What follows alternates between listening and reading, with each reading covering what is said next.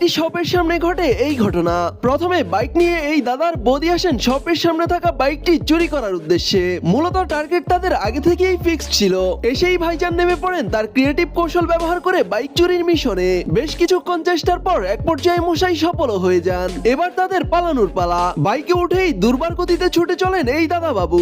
তবে একই বৌদির বাইকটি স্টার্টই নিচ্ছে না। এমন সময় বাইক চুরির আলামত বুঝতে পেরে শপ থেকে বেরিয়ে আসেন শপের মালিক। কিন্তু চোর কোন দিকে গেছেন তা বুঝতে না পেরে তারা শপে ফিরে যায় সিসি ক্যামেরার ফুটেজ চেক করতে। আর তখনই কেঁচো করতে গিয়ে বেরিয়ে আসে এমন আস্ত সাপ। মানে আনপ্রফেশনাল এই বেকুব চোর বৌদি। শপের মালিক আর কর্মচারীর হাতে জব্দ হয়ে আবার সেই কি এক নাজেহাল অবস্থা। কথায় আছে একটি ভুল সারা জীবনের কান্না। চুরির সাথী হিসেবে বৌদিকে এনে দাদা এখন তা হারে হারে টের পাবেন। হ্যালো